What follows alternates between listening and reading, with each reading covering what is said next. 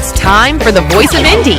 Your hosts today are Beem, author and producer for Fresh Ink Group, and Stephen Gies, author, producer, composer, and publisher for Fresh Ink Group.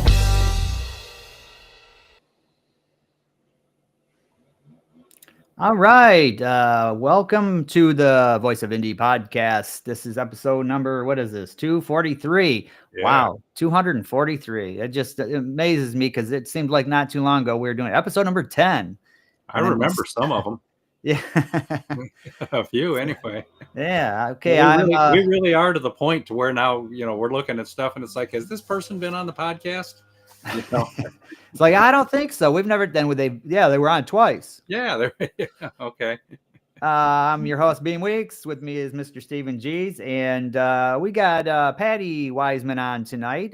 There's a little bit of a delay, so we're going to let you know right up front. There's a little bit of a delay in the audio and video sync up. So we'll make do. So, in the Steely Dan song Showbiz Kids, there's a line that says, they got their Steely Dan t-shirts. All right. I had my Red Queen shirt on, but I got into a dispute with some butter and the butter won. I had to change shirts. So I got Judas Priest going on tonight. This is the Defenders of the Faith tour shirt. And I didn't see this tour. I did see him on two other tours, but not this tour. But I still have the t-shirt. So... Well, all right. Full springtime down here. Everything is blooming. I mean, everything. And I saw my first tree frog night before last. So the frogs are coming out again. And I sat out there a couple of mornings ago looking at the sunrise because I face east and the sun rises across the lake, and was counting species of birds and got 30 something. And that right there is you see, those are wood ducks, and those are like miniature ducks. They're really beautiful birds. And those right there are lined up on the pier waiting for a turn. What's the next slide? In the wood duck box. So what they do is the male guards on top of the box, the female goes in, lays eggs, and then she comes out, and then two more ducks take their places. And we wind up with about 30 ducks using 3 of those 4 boxes. The starlings use 1 and the ducks use the other 3. So it's wood duck season. But I was sitting out there the other morning watching those, counting all the different species of birds and stuff. And then right there in front of me, probably 50 feet away between the 2 boathouses, a pair of bald eagles started circling right over the water, hunting, getting higher and higher. And then, ooh, bam, came up with a fish about this big. Wow. It's funny when they do that because they really got to struggle to get up with all that weight under them, But that's pretty cool, watching bald eagles hunt while you're just sitting on your deck. Cool. You don't see that around here unless you're like out by Lake Michigan or something. Yeah. One of our authors, Loretta Spencer, she's the former 3-term mayor of Huntsville, Alabama, and she had a book signing at Snail on the Wall. That's a bookstore, I believe, there in Huntsville. And while she was there, she drew quite a big crowd, had a lot of fun, and she sold nearly 50 books. So authors, this is one of those things. If you can get friendly with some of these bookstores and work your way in, this is a good place to sell a lot of books. You can sit there, talk to people, autograph them. And this is what Loretta Spencer did. And she's going to be an upcoming guest here before too long. So we're getting ready to book her in here. And if you want to leave a comment or post a question here for tonight's guest, here's how you do that. We're on YouTube, Facebook, LinkedIn, X, Twitter, and tonight we're also on TikTok. We took care of an issue there with TikTok. We were on for a couple of weeks and then we weren't, and I didn't know that we weren't on, but they send me this notice. You have to keep re-upping it every few weeks or so. And so we're on again tonight. Welcome to those who are viewing from TikTok. And this is how you can get in there. And I did figure out how to get rid of, when I post these little placards up here and our picture would pop up in the bottom corner and I'd have to click on a button to get rid of it. I figured out how to get rid of them. You have to do them individually as you're loading them in, but it's an easy fix. And I hated being trapped in those little boxes anyway, Yeah, but this is a learning experience, and it's starting to find my way around the studio pretty good. So, all right. All right, you know that we've been hawking Braden Dexter Green's Trains of Alabama book lately, which is becoming a bestseller. It's doing very well, and it's rising in popularity, and I'm seeing people commenting on it on various social media and stuff. Braden lives in the suburbs of Birmingham, and I live up in the suburbs of Huntsville, so I get to hang with him sometimes when he's out shooting trains. Look at that. There's only one engine in the world like that. It's an ST, I believe, 50, and it was repurposed and repainted and sold to a company that just had it repainted and named Vulcan. That's the kind of stuff these train buffs are out looking for. One of a kinds, heritage engines, rare ones, things that are really old or were rebuilt, or where one company sold an engine to another one, but they didn't repaint it for a while. So you get heritage painting, what they call a livery, stuff like that. So that's Braden in the middle at the bottom, holding his camera up to get the shot of the Vulcan. Next slide. And there's Braden getting 3 Union Pacific engines that are now owned by ATN. And they must have heard we were coming, because they pulled him up and stopped right there. And come up there and take his pictures and stuff, which is pretty cool. And this was on the same outing. He wound up getting about 10 different cool engines. And this is the new BNSF engines, which are in their yard. And there's a river between him and the engines, so he's trying to figure out how to get closer and get some cool shots there. And what's the other picture here? And there's his book, Trains of Alabama by Braden Dexter Green. Short lines, rail yards, engines, heritage units, rail fan photos, and more. And he's working on his second book. So go Braden. He's 15 years old, and everybody at school thinks it's pretty cool that he's got a book. Sweet. We have a comment here from Verwayne Greenhill. Good evening. Lisa and I are out here roasting marshmallows outside, listening to the program. Roasting marshmallows. Well, we have we've probably dropped to about 38 degrees, so we're not roasting anything tonight. So. Yeah, roasting marshmallows. And you marshmallows, you're so silly that you're that's. All right, coming up through the pipeline at Fresh Ink Group, we got some children's books and business books coming in. We've got a new author, Elizabeth Weiss Volstad. She's got a book called What Charlotte Found at Seneca Falls, a story of the first women's rights convention. And we've also got the an entrepreneurship series coming by Dale Konachek. And keep your eyes and ears open on that, on the show and in the newsletter. And speaking of newsletter, if you're not subscribed to this newsletter, what's your problem? Why not? We got to send Guido to your house. So here's how you can sign up for the newsletter. Go to freshinkgroup.com and just click on the subscribe to the newsletter, follow the little prompts there. And we would also, while you're doing that, why not jump over to YouTube and hey, subscribe to our YouTube channel, because that is a really cool thing. We got we're always posting stuff over there. We got book trailers. We've got all the reruns of this podcast is over there, and other neat little things. And hopefully we'll be having some of these little short reels as well. So you can go over there and watch something for 15, 20 seconds and go about your day. Yeah. Now, you mentioned that we're doing books for Elizabeth Weiss Volstad and Dale Konachek. They're both from the same state in the United States. You recall what state that is, Beem? I do not. Texas. Texas. Oh, all I've got to say is it's a good thing we finally found an author in Texas. We've got a whole bunch. It's like primarily Texas. I think half of our catalog of authors is in Texas. So hey, go Texas. Good writers down there. Yeah, definitely. We got a Texas writer on here tonight. So yeah, there you go. Now, we want to let you know that we're going to be looking at not just interviewing authors and musicians and stuff, but branching out and doing some how-to stuff and some little segments and whatnot in future shows. We're going to look at some different techniques for marketing. We'd like to show some video, for example, from people's events. If you're holding an event, a signing or something like that, and you get a little bit of video, or at least take some pictures so that we can put those up and people can learn from your experiences as well. One of our authors, Robert G. Williscroft, has been doing some experimenting with different marketing techniques and looking at the stats, and he's pleased with his results. So we're going to ask him to come in and talk about that on one of our upcoming shows as well. So, hey, it's not just about slogging books. It's also about the whole business, the industry, the marketing, and just being the writer. Yeah, and speaking of Robert G. Williscroft, here he is. He and his wife Jill are here. It's 73 degrees. They're in Denver. Of course, it could snow in a day or two. That's been Michigan. We had 70 degrees one day, and the next day woke up and we had a dusting of snow on the ground. It's that time of the year. Yeah, we're going to have him come on because he's doing some marketing things with Amazon that's kind of interesting and is working for him. So we're going to have him come on here eventually and talk about that. And here's something else too. Like with Loretta Spencer doing her book signing at Snail on the Wall.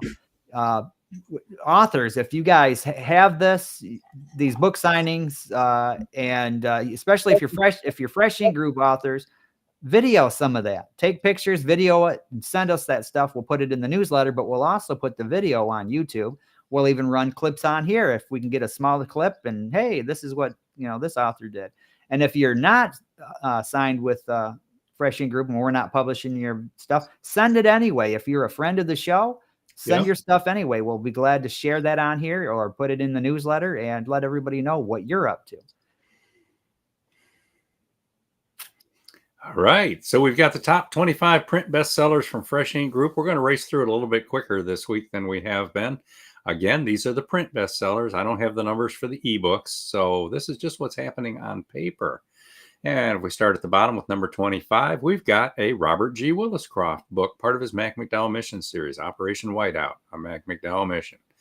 And then you see we've got Loretta Spencer, we've got prose and poetry from Carlisle Thoms, and we've also got his book Edge of Smoke, which was a sequel to The Calling Dream, and Anna Morgan's The Nurses, two teenage girls who grow up in Germany and want to be nurses and wind up becoming war nurses.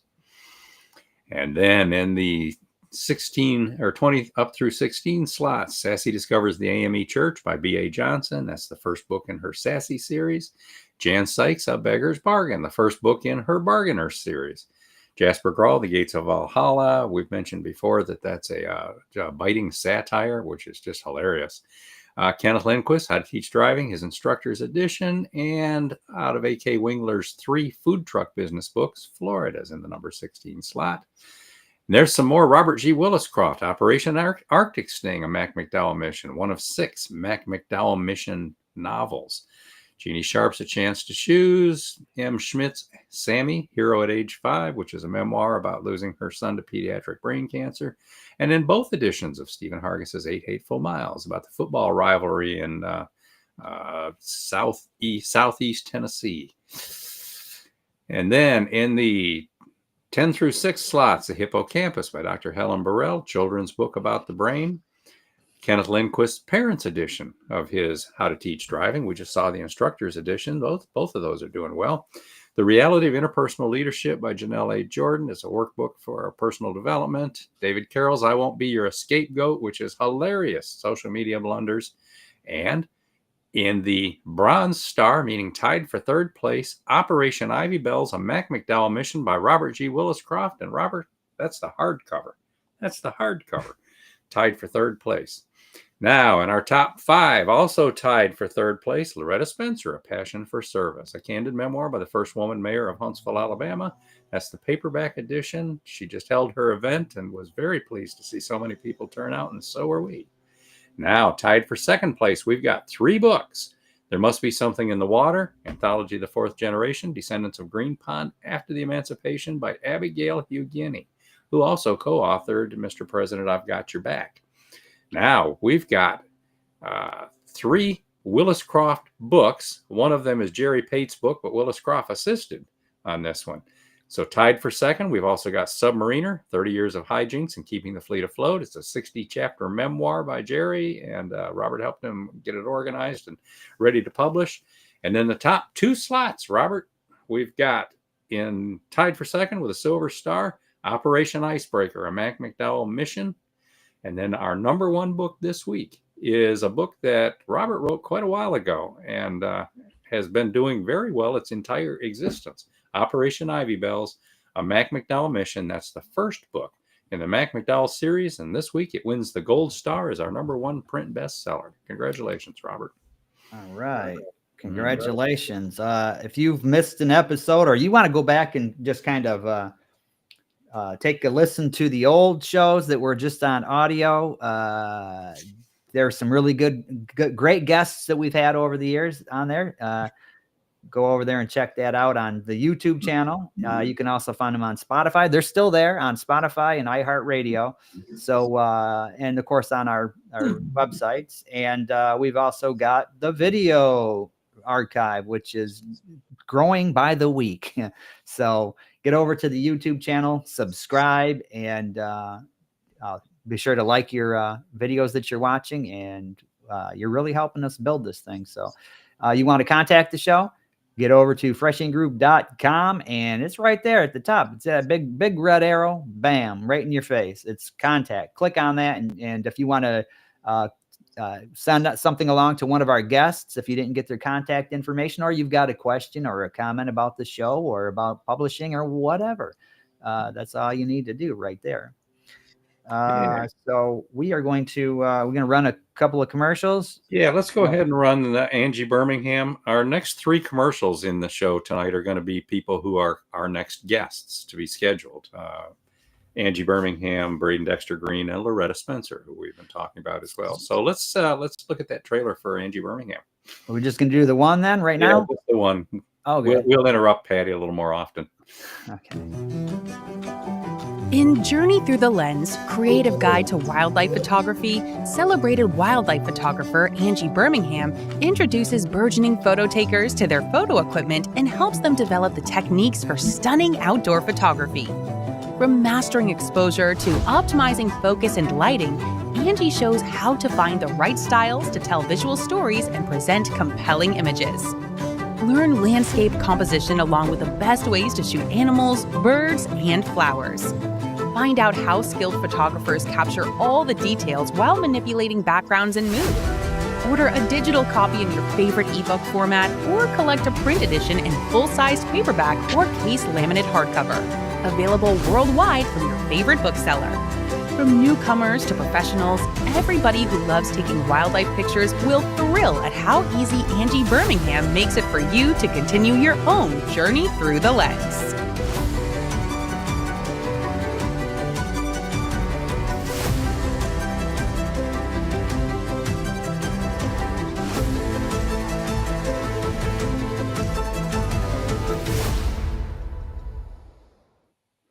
All right. Yeah. I'm getting excited about her appearance. Yeah. When I was going to say, when we have her on, you're going to see some really cool pictures.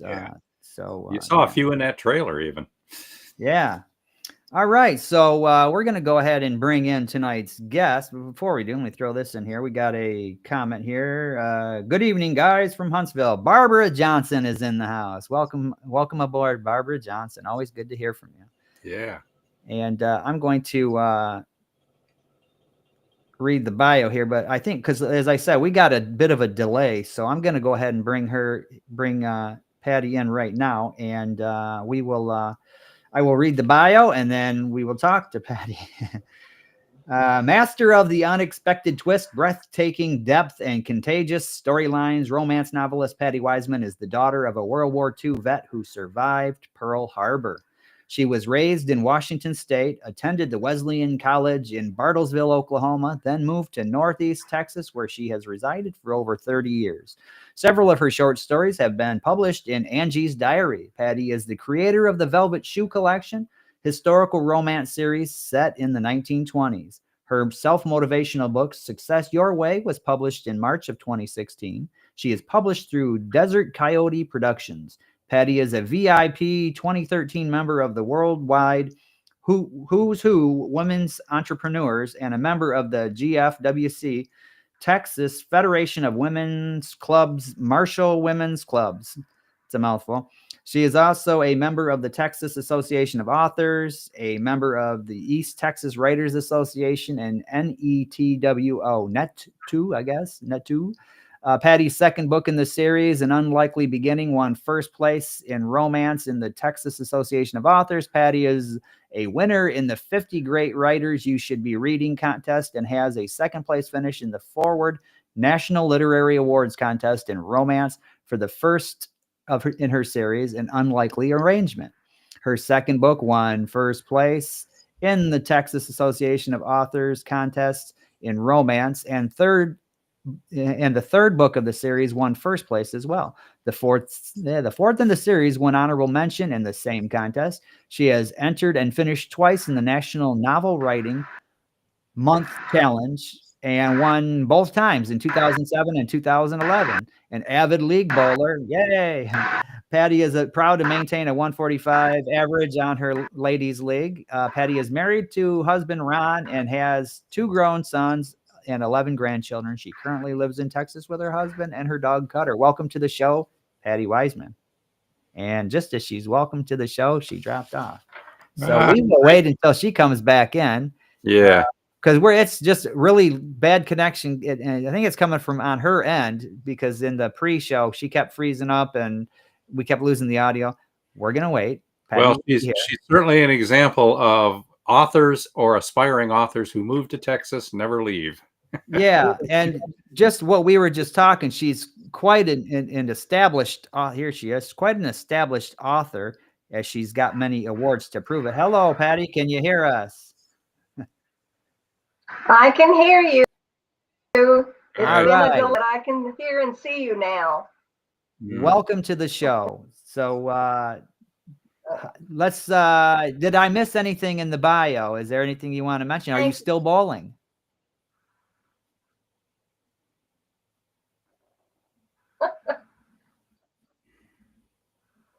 Can you hear me? I had to buy a neon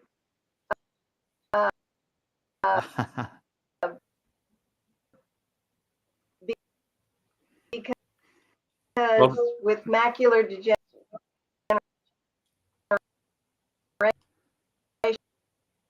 Oh. All right. What I gathered was with her macular degeneration, she needed a neon ball so she could see it better. Down the lane anymore. Yeah. But it's you're freezing up quite a bit, Patty. And I'm maybe we run a trailer and have her try to reconnect. Okay. Okay. You know what? We're going to run a trailer, a commercial. And how about you try to reconnect during this commercial, because your connection's really bad. Great. Well, this trailer is for Trains of Alabama, Braden Dexter Green. All right. Let me go over here real quick.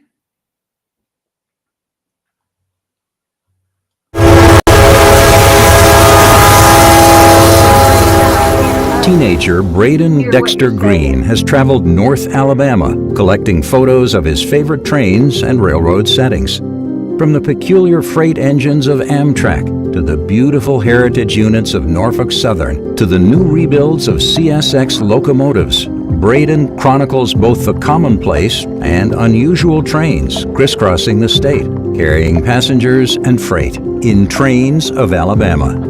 He takes a close look at some notable short lines, such as the Alabama and Tennessee River Railroad out of Gadsden and the Huntsville and Madison County Railroad Authority, which locks down its engines in the downtown area of Huntsville. Backgrounds include Birmingham's famous Sloss furnaces and several notable rail yards, including the CSX Boyles Yard in Tarrant, the Norfolk Southern Norris Yard in Irondale, and the BNSF East Thomas Yard in Birmingham. Featuring an introduction by renowned wildlife photographer and author of Journey Through the Lens, Angie Birmingham, Trains of Alabama is proudly published by Fresh Ink Group worldwide in a case laminate hardcover edition with premium color printing, a glossy softcover edition with standard color, and all ebook editions. Order copies for yourself and fans of railroad photography. It's the images that are the stars here, those mighty trains that move the world, even as they inspire the passions of one teen who shares his favorites in Trains of Alabama.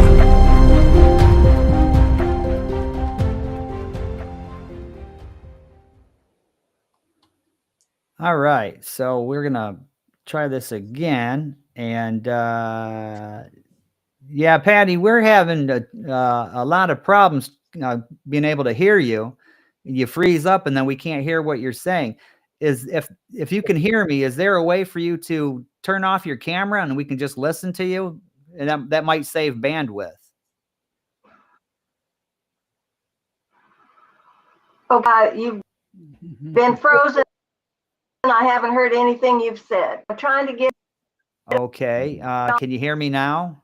on with my tablet. It might be better. Beam, what do you think of me just calling her on my phone? Turn the volume up, and then we can hear her. Yes, I can hear you now. Let's see what she can do here. Now, Patty is the author of 3 children's books, plus quite a few novels aimed at adults. I'm sorry.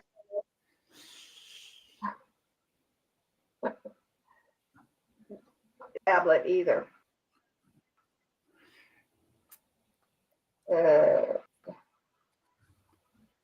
Yeah, is your phone nearby, Patty? I'm going to call you.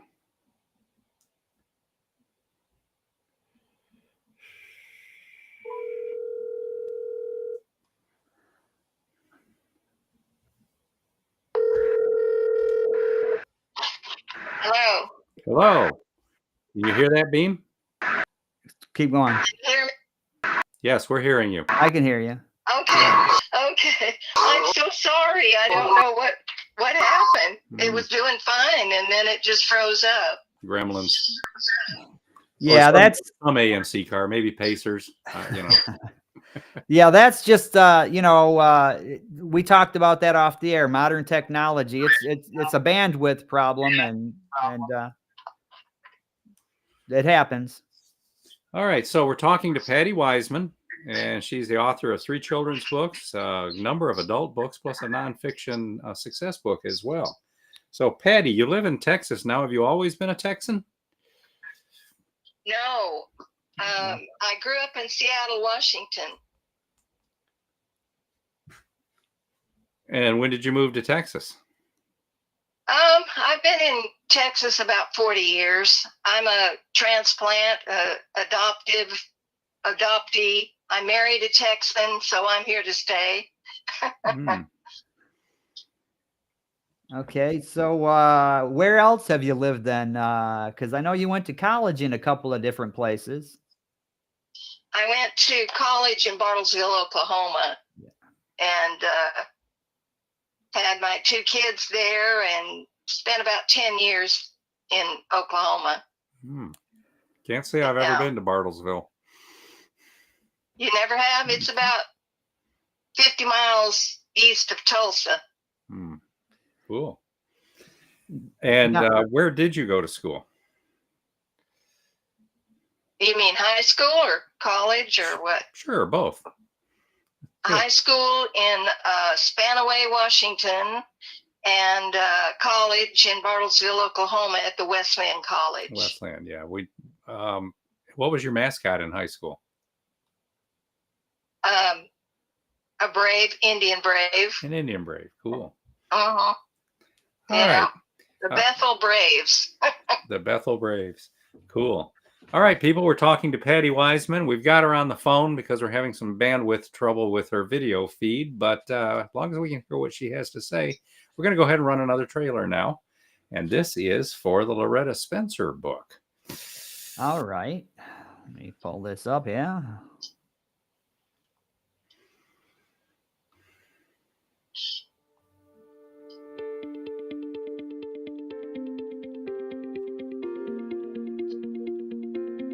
Loretta Spencer grew up passionate for helping others. Her volunteer work in support of local causes grew into deep devotion to the city and people of Huntsville, Alabama. She went on to serve 3 terms as the city's first woman mayor. In this candid memoir, Loretta recounts her early rise in politics, the campaigns, the deals, and the accomplishments that helped lead Huntsville to grow into Alabama's biggest city today. Loretta shares original photos, clippings, letters, notes from notables, and much more as she tells her personal stories and chronicles this important era of women's history. Read Loretta Spencer, A Passion for Service, a candid memoir by the first woman mayor of Huntsville, Alabama. Proudly published by Fresh Ink Group, Loretta Spencer's story is available in jacketed hardcover, glossy softcover, and all ebook formats.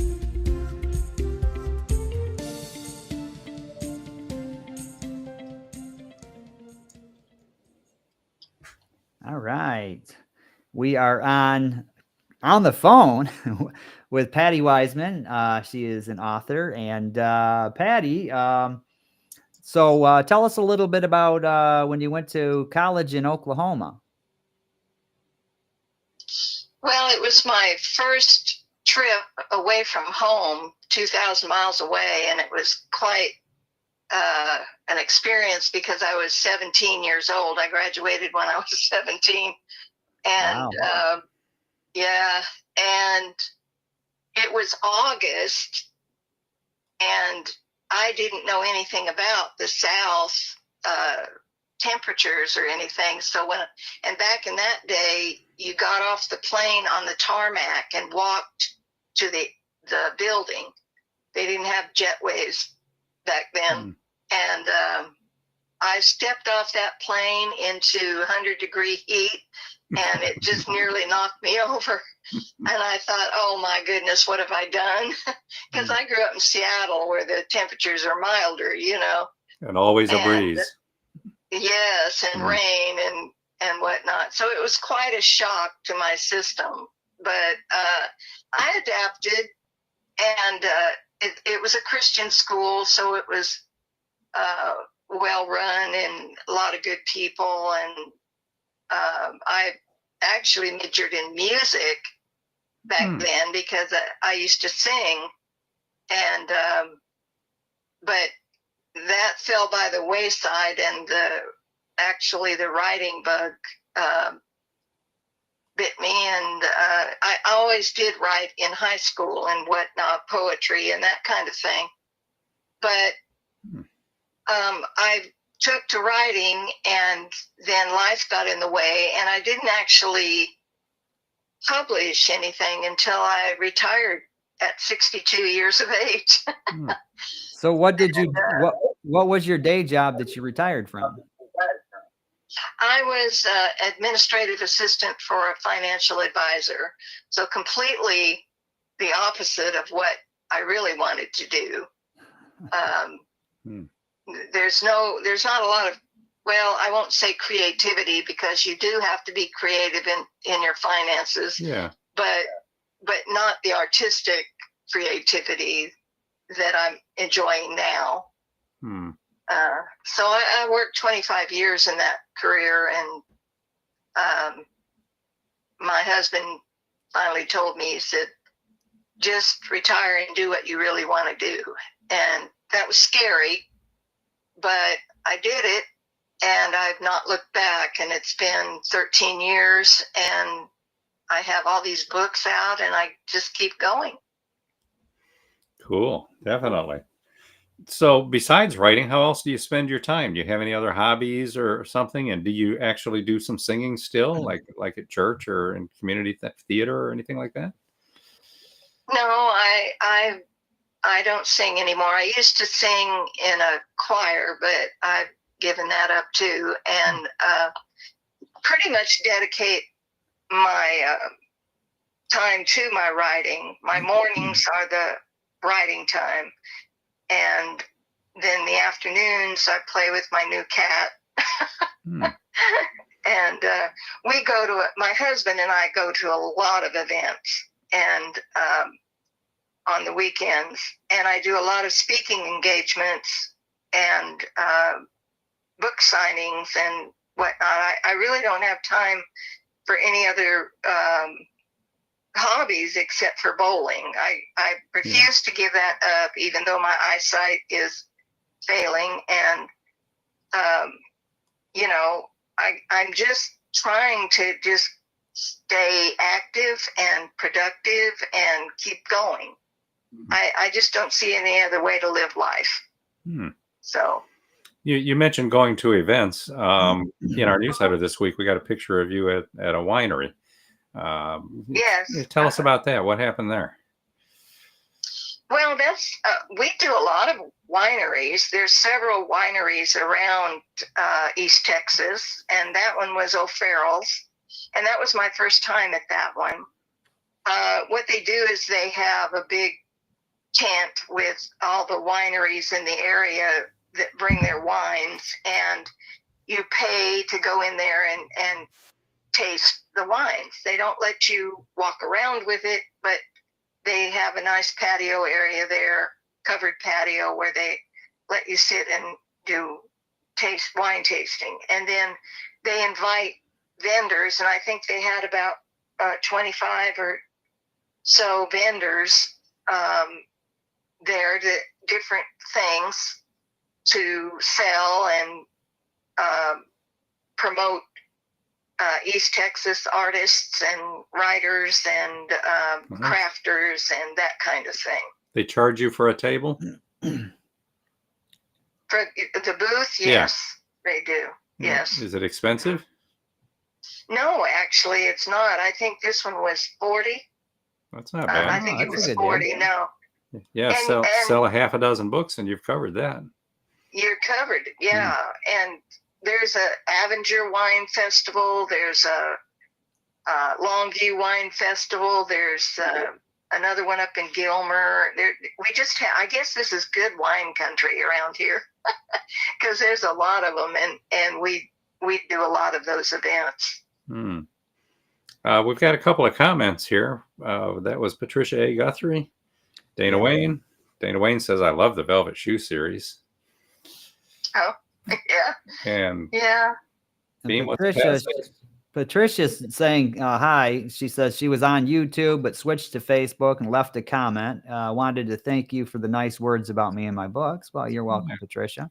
Yeah, definitely. And Patricia will be an upcoming guest here before too long, so keep your eyes and ears open, as we like to say over here. Oh, yeah. Okay. Well, that's great. Now, Patty, we're always interested in a writer's process, and you mentioned that you write in the mornings.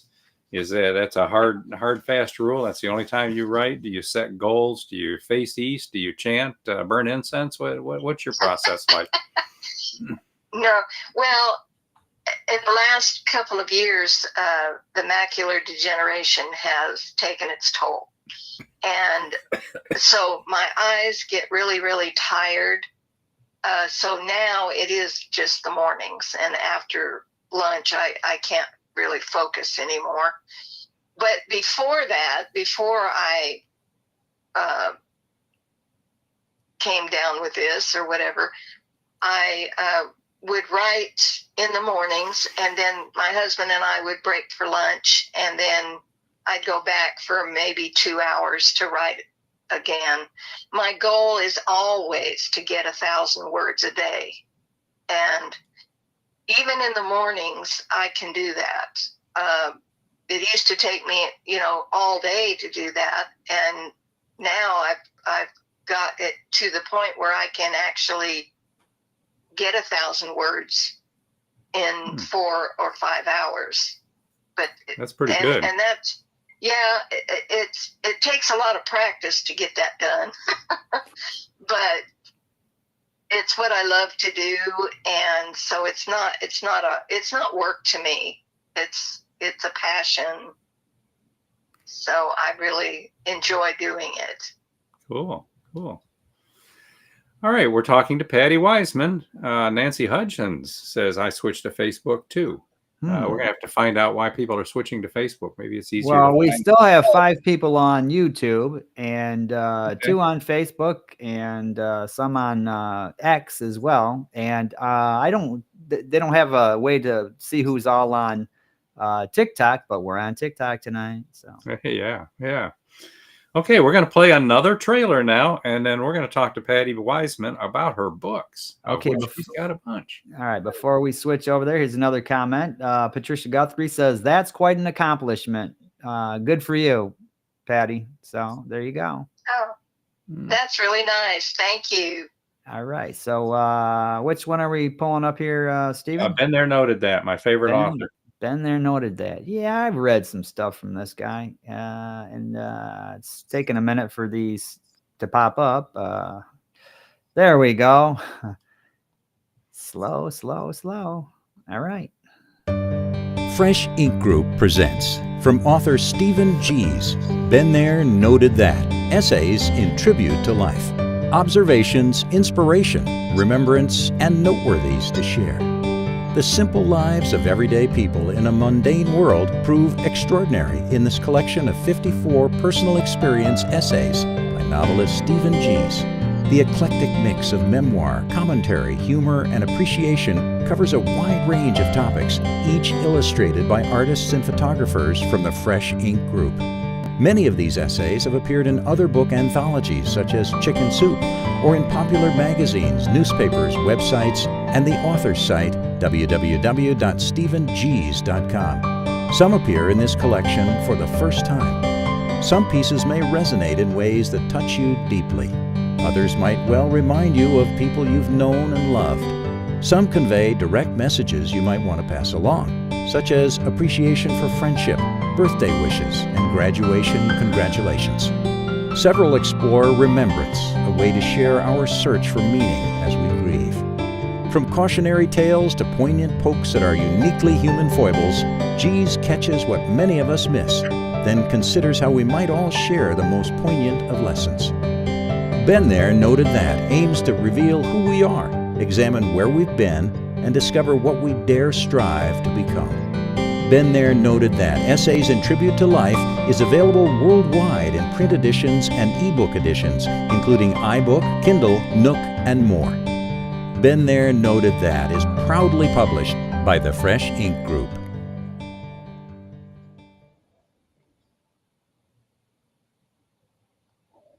All right. Yeah, that's a very good book. I have read that. I've got a copy of it. And yeah, get out and grab a copy. Now, we got a couple more comments here. Pat Guthrie said she couldn't find the comments on YouTube. That's why she moved over. And they're in the right-hand side of the screen there. You got to click on it to find the live chat. And once you discover that, it opens right up. And then Nancy Hudgens is back with another comment. She's talking about Patty Wiseman. She said she's a very gifted writer. And yes, she is. She's won a whole lot of awards. So now, Patty, we usually talk about, okay, family. You're married and you have children and grandchildren. I'm interested in your father. Your father survived Pearl Harbor. But there's another thing I'm interested in too. He's originally from Michigan, I believe you said. Yes, he was born in Lansing, Michigan. Yeah, right where I was born. So yeah, small world. Detroit. He's a Detroiter. I'm a capital city. So yeah. So did he live here? Did he live here most of his life, or did he relocate?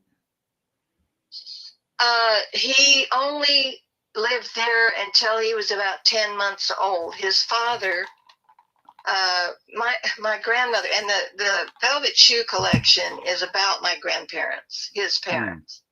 It's fictionalized, but I set it in Detroit where it actually happened. My grandmother was a wild child, and her parents arranged a marriage for her.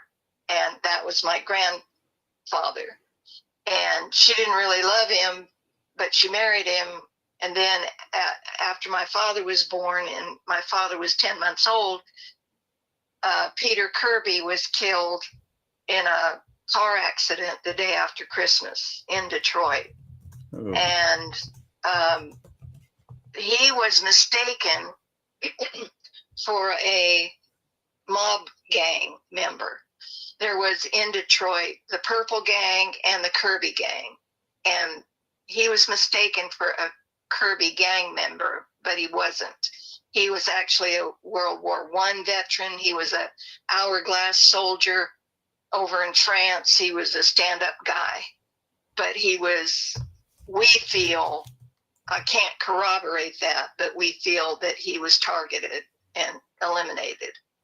And my grandmother, the mob wanted to get their hands on my father even as an infant, and they chased my grandmother. She left Michigan and moved to Kansas, where she met her second husband, and then they, being farmers, moved to Washington State, and that's where my dad really grew up and where we were all born and everything. So his stay in Detroit was very short and traumatic. Now, we've been looking at the 5 covers in that series. Right now, we're looking at the first 3, An Unlikely Arrangement, An Unlikely Beginning, and An Unlikely Conclusion. And then we've got the other 2 on a separate slide, An Unlikely Deception and Unlikely Elegance. Why don't you tell us about this series? Why would we want to read it, and how cool is it? Well, it follows my grandmother, her journey through the mob. And she does have a brush with the mob. There's a kidnapping, a murder, an engagement. It just kind of follows her life before she moved to Kansas. And I didn't write the series in real life terms. I kind of wrote it because I wanted it to end differently than it did for my father. Yeah. He spent all of his life looking for his father. My grandmother was very mean about it. She wouldn't tell him where he was buried. And I found it on Find a Grave, but it was after my dad had passed, and so I know where he's buried. And but I took, after the first 3,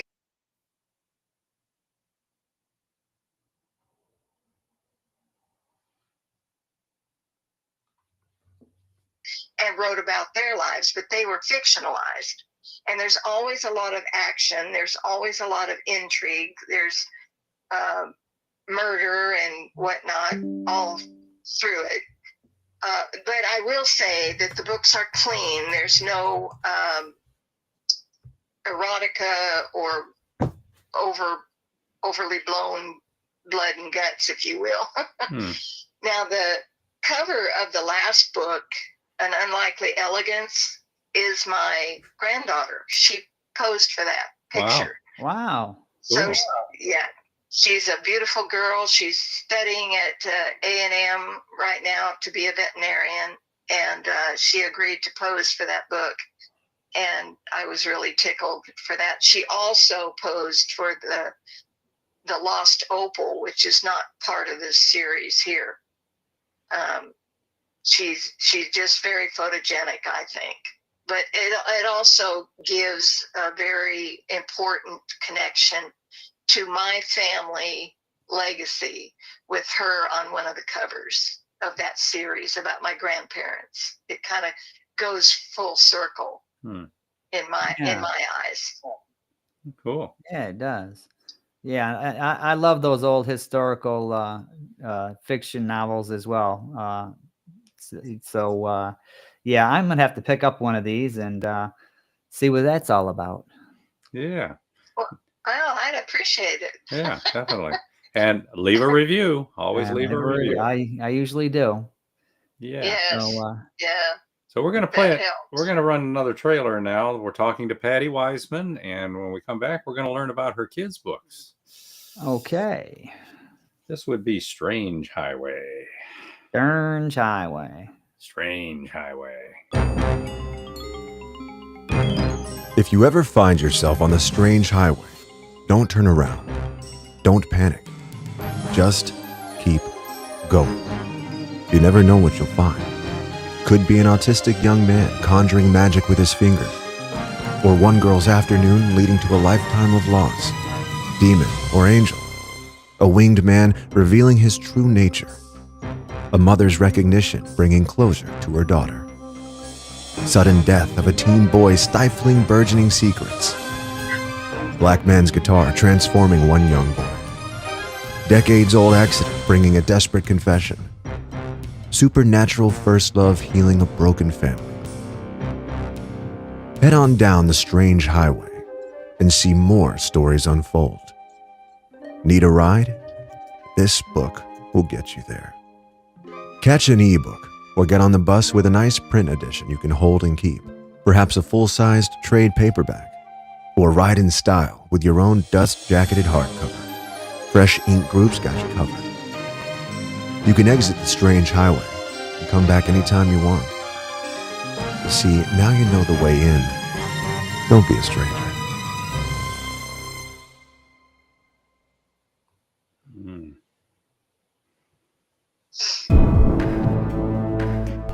Now, from Fresh Ink Group and best-selling author Robert G. Williscroft, Operation Ivy Bells, a Mac McDowell mission.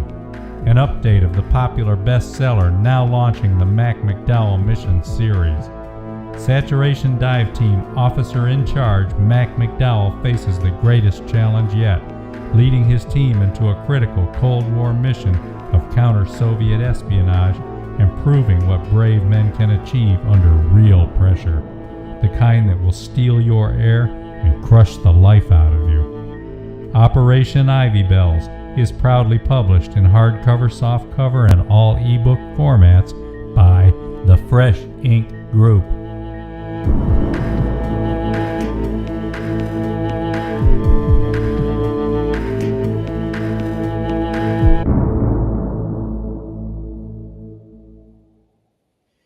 That's our #1 print bestseller this week. Congratulations, Robert.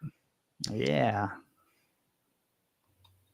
So, Patty, before we jump into this, there's a couple of comments here. This first one here, Nancy saying she's a very gifted writer. We saw them. Okay, the one that Nancy just put up here, we'll hold off on this because this is a question for after we talk about your children's books. Tell us, you've written the historical fiction, romance stuff, and then you've written some children's books. Tell us about Rescue at Wiseman's Pond. Yeah, well, we had a very gifted and wonderful cream lab cutter, and we had almost 13 years with him, and my husband actually prompted me to write a children's book about him. And one of the incidents that we had with him, we live out in the country. That's probably why the video thing isn't working. But we have a big pond, and in 2016 we had just a torrential rains, and our pond flooded. Well, on the edge of the pond was a fox den, and we didn't know it. We never saw it, but my dog Cutter was down at the pond one day barking, just barking, and my husband was up at the shop, and he heard him, and so he finally decided, I better go down there and see what he's barking at. And so when he did, up comes these two baby fox trying to get out of the mud and the water. They were drowning, and the mother was nowhere to be seen. And so my husband waded in and pulled the two babies out, and long story short, we saved them. You know, they weren't breathing, and we put them on a heating pad on a blanket and just stroked them and dried them until all of a sudden they both started breathing again. I called a rescue place, but they wouldn't take them because they were in the wild, and they said the mother will come back, and she would hunt at night and this was early in the morning, and she hadn't returned from hunting yet, so the babies were there by themselves. So my dog was instrumental in saving these two baby fox. And my husband kept saying, you've got to write a story. You've got to write a story. And one day I just did. Now I changed the rescue venue to a fireman in the book because kids relate better to the firemen, I think. And so there's a Mrs. Barn Swallow in the book, and there's a Freddie the Turtle in the book. I utilized a lot of animals that we actually have out here in the wilderness where we live. And so the firemen gave all the animals a medal, the dog and the Mrs. Barn Swallow. And it's just a cute story, but it's a true story. But that was back in 2016. 16 that happened. You want to give a shout out to your illustrator? Well, on that book, I have a different illustrator than I had for Rescue, for Ozzy and the other book. Her name was Serena Seal, and she did an excellent job. But on the next two books, I actually used another illustrator. Okay. Before we talk about Ozzy, we're going to go ahead and run your trailer so that we can see what you've got out there on YouTube to promote. Okay. All righty.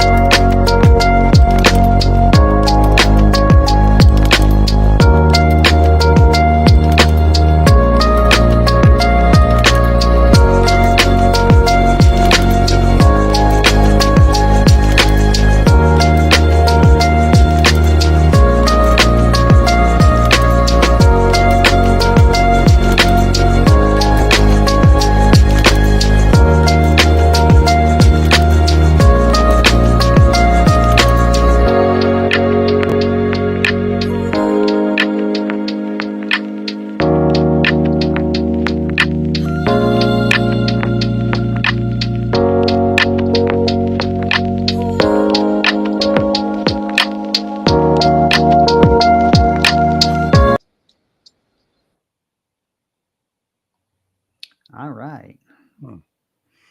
Nice trailer. Yeah. Thank you. So my current illustrator, Shannon Christensen, did the book trailer. Oh, cool. So you want to tell us about Ozzy in a little more detail? Yeah, Ozzy was a river otter that found his way into our pond one day. Again, there was a lot of rain, and we have this underground viaduct or whatever where water flows through. What do you call those? Anyway, this otter came through that and into our pond, and our dog found it. And they played in that pond for hours. And just the otter, of course, won the race, if you want to call it that, because my dog couldn't keep up with the otter. And it was like the otter was just teasing him. But my husband, again, he's the reason I'm writing children's books, because he keeps prompting me to do it. And so he said, you need to write a story about that. And so I made it into a Ozzy needs a friend. He's lonely and he's looking for a friend, and he sees birds flying together. He sees squirrels playing together. He sees turtles and whatnot, and everybody has a friend except Ozzy. And the turtle one day suggests that he go find this pond, that he might find a friend there. And that's when he finds Cutter, our dog. And so it's just a cute little story about Ozzy the otter trying to find a friend. Cool. And then the title of the third children's book? The third children's book is called Things That Make My Tail Wag. And this story is told from the dog's perspective. And it's really a tribute to that dog. He was very exceptional. And we took millions of pictures of him. And so I got the idea, instead of doing illustrations, to do photographs. And that took me forever to sift through all the photographs that we had of Cutter and make a story out of it in his perspective. And I have my husband is in there, and my son's dog, I call them cousins, and my great granddaughter is in there. And so it was a lot of fun, but it was very difficult to find the right picture for the verses that I had. to tell the story. But I think it turned out really cute. Yeah. I'm real proud of that one. Definitely. Now, you've written a bunch of novels that Yeah. are at an adult audience. Tell us about That One Moment. What's this one about? That One Moment is a contemporary romantic suspense. And the main character is Ricky, and she's a game warden in Dallas, Texas. And she thinks she's tough. She carries a gun and, thinks nothing can touch her. But alas, her heart gets broken in a romantic encounter. And in order to heal, she decides to run to the Rocky Mountains to a survival camp to get her head back on straight. And when she does, she meets another guy, but she's very standoffish. She doesn't want to connect with him at all, even though he's interested. But come to find out, he has a heartbreaking past, and it takes them a while to connect. But the evil follows Ricky to the mountains. And that's where all the intrigue and scary stuff happens. There's even a grizzly bear in that one. Oh, wow. Got to have a grizzly bear if you're in the mountains. Oh, I know.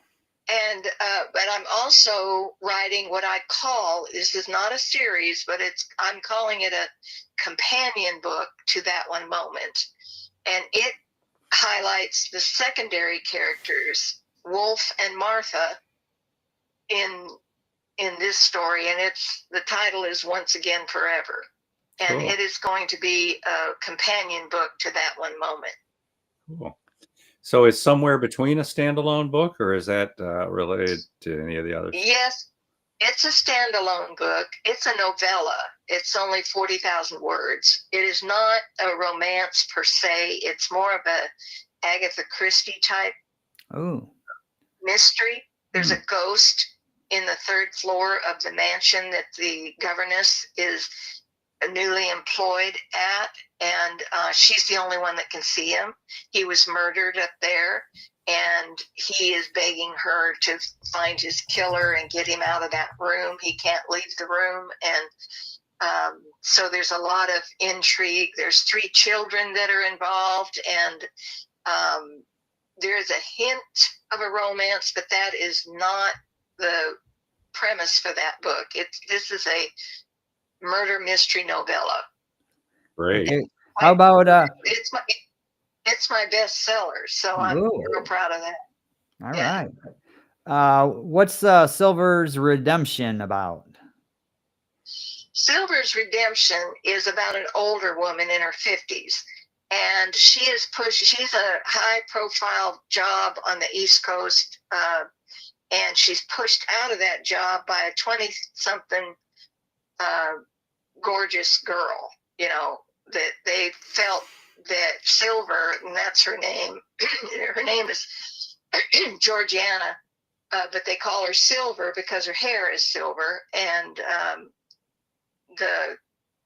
she's pushed out of her profile job because she no longer fits the image that they want to project. So she runs back to guess where?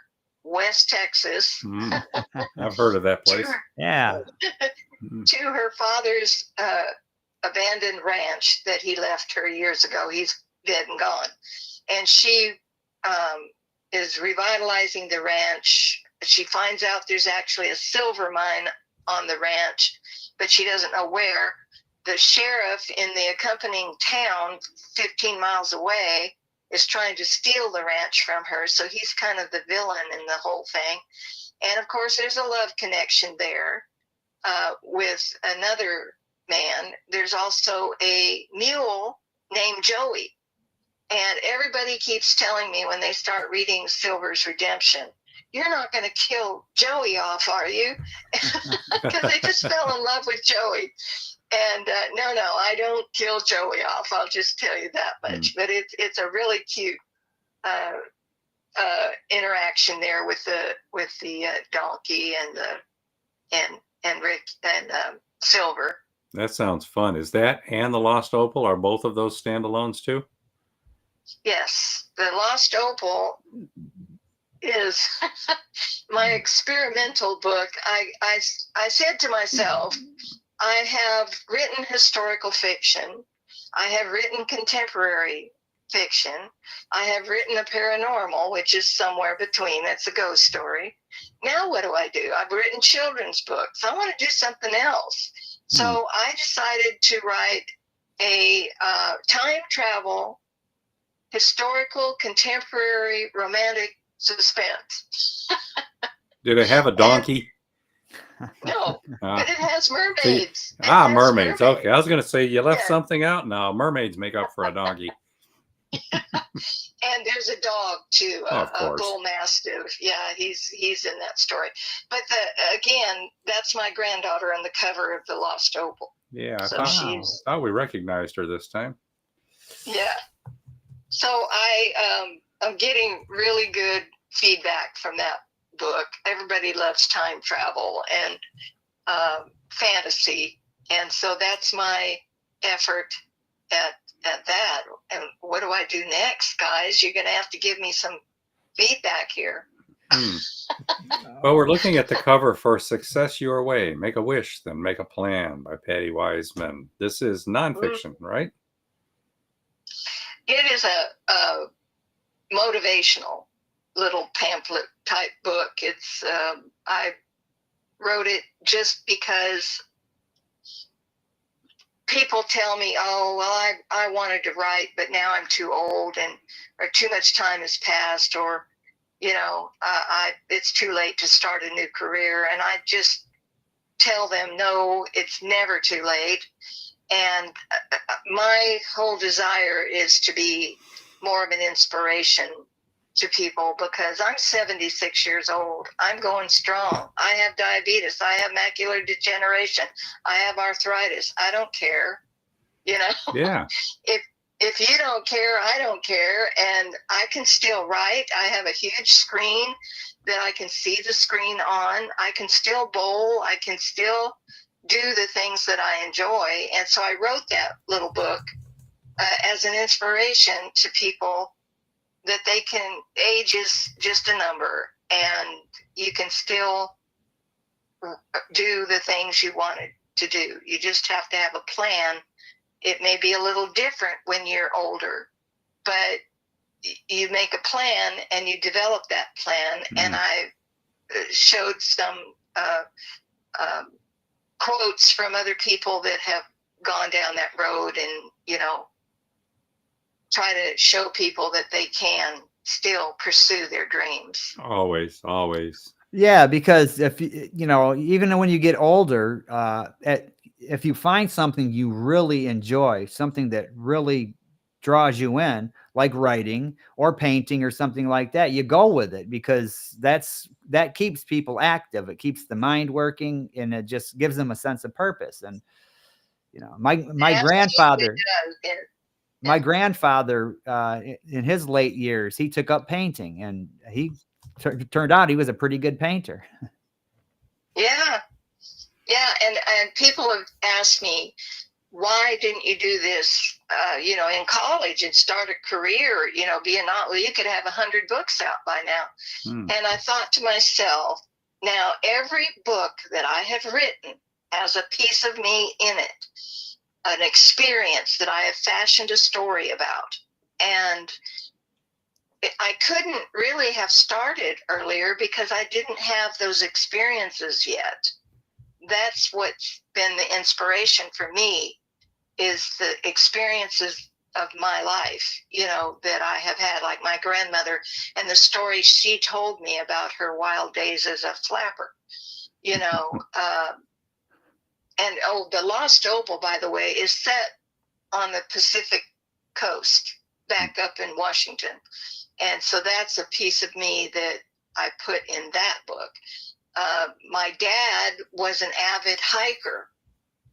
He took us kids on hiking trips in the mountains all the time. Every summer we complained about it because we wanted to do something else. But that's where that one moment was set, and that's where I got the idea for that. So and Silver's Redemption the same way. I kind of got pushed out of my job after 25 years because I was older, and I wrote that book in reference to that experience. So every book I write has a piece of me in it, and I didn't have those experiences back in college. Wow. I just looked up Grandma Moses, the famous painter. Her name's Anna Mary Robertson, Grandma Moses. She started painting at age 76. There you go. There you go. And she went on to become very successful, very famous painter. She really made her mark. Yeah. Okay, Beem, you had a question there from Ms. Hudgens? Oh, there it is. Yeah, what are you working on now? Oh, what am I working on now? Yeah. You mentioned earlier the one book that's going to be a companion. Is there anything else that you're working on? The Once Again Forever is a companion book to that one moment, and I have been pressed by my fans to write a companion book or even a series based on the Somewhere Between, the ghost story. Everybody enjoyed that so much they wanted more. So that's in the back of my head, and as soon as I finish this other book, I'm going to start on that. What about your next kids book? Well, Robert Williscroft has a suggestion. He says you might try science fiction. There you go. I haven't done science fiction. Yeah, and there's a few fans out there. Yeah. Yeah, there is. There is. My next children's book, we just got a new cat. She's 4 months old and quite the little trickster. And so that's in the back of my mind. I need to get her a little more life under her belt so I can fashion a story about her. But once I get done with the Somewhere Between companion book, Molly is her name. Her name is Molly Elise Wiseman. Her initial spell MEW, Mew. Isn't that cute? There you go. Now, Patty, that'll go ahead. That'll be my next children's book, is about the kitty. So you got several in the pipeline. That's cool. Yeah. Now, Patty, we've got people asking questions on here that we've showed. How can people find you? How can they contact you on social media, website, email? How can they? What's the best way for them to find you out there? Well, I have a website, pattywiseman.com, and they can contact me there. I'm all over Facebook. I have a personal page, which I'm glad to friend you there. I have a fan page. It's Patty Wiseman fan page. I also have a page for the children's book. It's called Cutter's Page on Facebook. I'm on LinkedIn. I'm on Alignable. I'm on MeWe. I'm on Instagram. I am not on TikTok. I don't know if I'll get on TikTok, but I'll think about it. Since you guys are there, I might get there, you know? Yeah. And you want to give a shout out to your publisher? Yes. Her name is Shannon Christensen, and she has CS Publishing. CS Publishing. And she has a website called countryspunk.com. And she's an illustrator. She's an editor and a publisher. She illustrated Ozzy. Yeah. Yes, she did. Yes, she did. She did the cover and she did the formatting also for tails, for the things that make my tail wag. She did all that. She's very good at it. And it's really funny because she lives right across the highway from me. Go figure.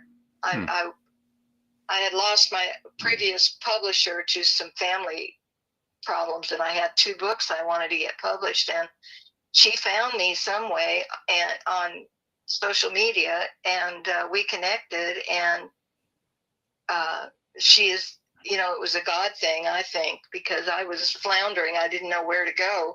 I was looking hard at you guys. I really was. But she's right here close by, and she's my eyes now. She really helps me on the social media stuff and different things that I can't see anymore, technology wise. When you put together the right team, keep it going. Yeah. I just felt like it was the right thing to do, and I needed somebody close by. So I really appreciate that she found me. Right. But yeah, countryspunk.com. You can find her page there. She has a book too. It's called Tinker, the Little Angel. And so she has a children's book as well. You need to have her on the show sometime. That's an idea. Yeah. Okay, we've been talking to author Patty Wiseman. She's got 3 children's books. She's got a 5-novel series. She's got a handful of standalone novels, and she's got a motivational success book as well, and has more books in the pipeline. She's got lots of ways to find her, especially pattywiseman.com and on Facebook. And I hear that if you go to a winery in Texas and wander around, you might run into her. Yeah. That's very true. Yep. Very true. Okay, so next week we're going to have Patrick Joseph Healy on, and we're not real familiar with him, but his book, Please Let Me Save You, looks interesting, so we're going to learn about that. And then after that, we have Angie Birmingham, and we're looking forward to this because of the ability now to share her beautiful pictures with you while we're on the air live with her. So there you go. Yeah. After that, we don't have dates for them yet, but we're going to have Braden Dexter Green, Loretta Spencer, Patricia A. Guthrie, and we're going to talk to Robert G. Williscroft about coming on and talking about some of the marketing things he's been trying out as well. So, Nancy Hudgens, I can't wait to read your children's. Oops, your great grandkids. All right. Thanks again for being on the show, Patty. Yeah. Oh, thank you for having me. I'm so sorry about the visual thing. Hey, we made it work. Yeah. There's always a way to make it work. Yeah. It's kind of a throwback to the old way of doing it on the phone. Thank you guys so much. All right. And we'll see everybody next week. Get out there and stay safe. Yeah. Bye, everybody. Bye. We are going to throw out one more video here, and we'll see you next week. Every person has a private life and a secret self. This is true of those we know and people we only know because they are famous. Discover fascinating, intimate, clever, witty, poignant, insightful tales from a diverse roster of notable women who dare reveal both the unknown and the previously undisclosed. But these are not gossipy tales. No, they are personal, anecdotal, always meaningful stories for quiet reading, sharing aloud, even performing from the stage. Compiled by Detroit playwright Jay Ajluni, Whoopi Likes Her Bacon Crispy, 65 fascinating excerpts from the memoirs of famous and infamous women is illustrated with whimsical portraits that capture these remarkable celebrities at their best. Choose your own from laminate hardcover, softback, and digital editions, all proudly published by Fresh Ink Group. Come away with a richer appreciation of these talented women and smile for permitting them to entertain you in unexpected and delightful ways.